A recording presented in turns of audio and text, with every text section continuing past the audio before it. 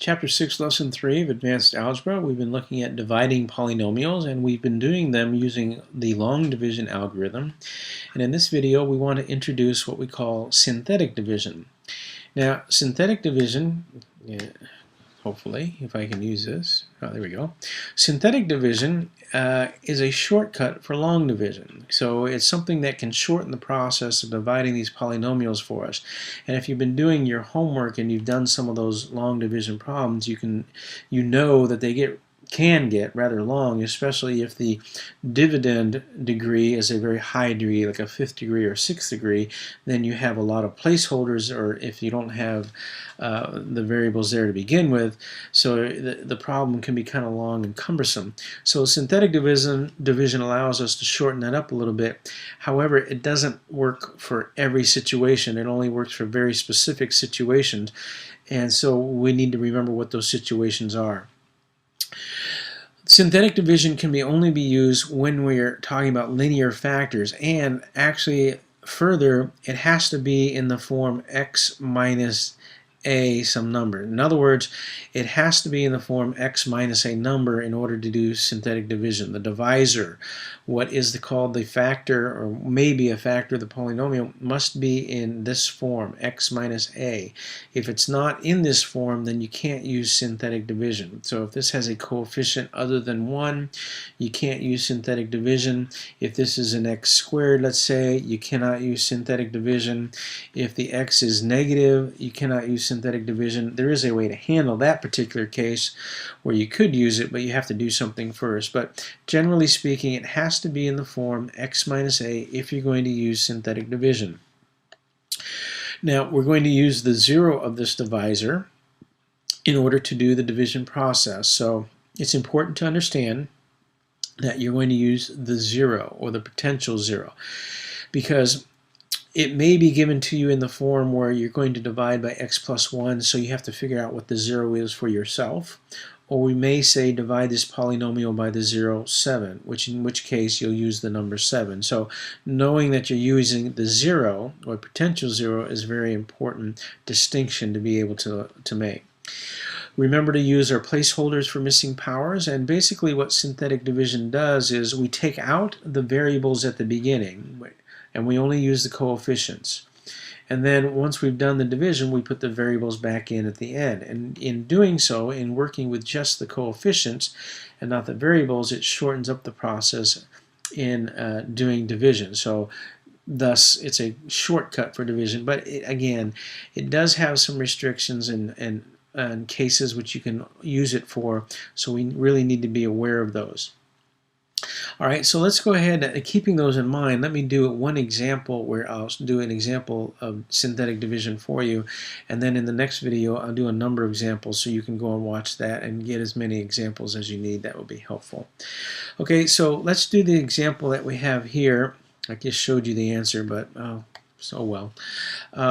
We have x cubed minus 5x squared plus 3x minus 2, and we're going to divide it by x plus 1. So this divisor is in the form that we need it. It is in the linear form, and this coefficient is a 1, so synthetic division is possible.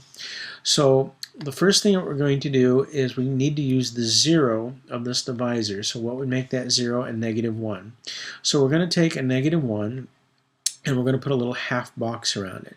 Now I want to make a little note here again that this is the 0. This number here is the 0 of the polynomial. Okay, so we're going to divide this.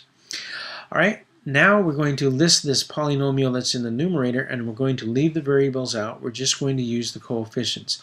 Now one comment I'll make here is you need to make sure that this polynomial is in standard form. As I talked about when we first began and we introduced standard form of polynomials, before we do any kind of calculation with polynomials or even classifying, I stated that it's always important to make sure that it's in standard form first.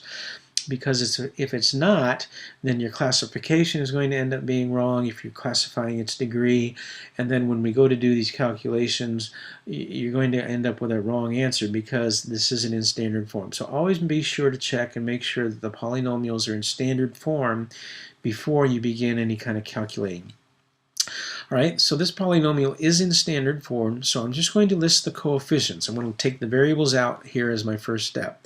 So this is a 1, so this is 1x cubed and negative 5x squared, and then a positive 3x, and then a negative 2. Now I don't need any placeholders because I have a coefficient for each variable in descending order. So once I do that, I draw a line and I bring this first number down to begin the synthetic division process. Now what I do from here is pretty easy. We're just going to multiply and then add. Multiply, then add, multiply, and add. So I'm going to take this 0 here, I'm going to multiply it by this number, and I'm going to place it under the next one in a sequence, and then I'm going to add. So negative 1 times 1 is negative 1, and then I'm going to add. And now I'm going to repeat that. So the negative 1 times negative 6, multiply, and then add. And then I'm going to multiply, negative 1 times 9 is negative 9, and then I'm going to add. And my division is done. Okay? So now all I have to do is put the variables back in. Now you remember when we were doing long division, I noted a few times that the first term that you got in your answer had an exponent that was always one less than what we began with. So I'm going to put the variables back in. This is my answer. And this first term is going to have an exponent that's one less than what you began with in your dividend. So because this was an x cubed, my first variable is going to be an x squared. So, and these are the coefficients.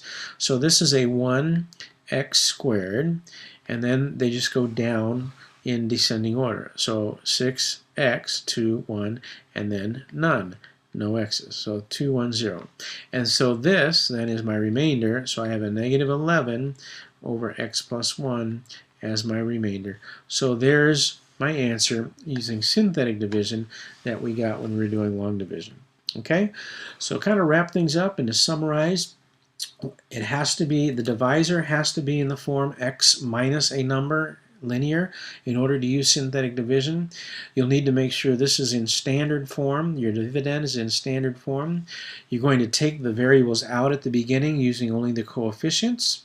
You're going to bring the first number down, then it's just multiply and add, multiply and add, multiply and add all the way across. And then you put the variables back in, beginning with an exponent that's one less than the dividend's exponent that you began with. All right, so that's synthetic division. That's the shortcut. Check out the next video.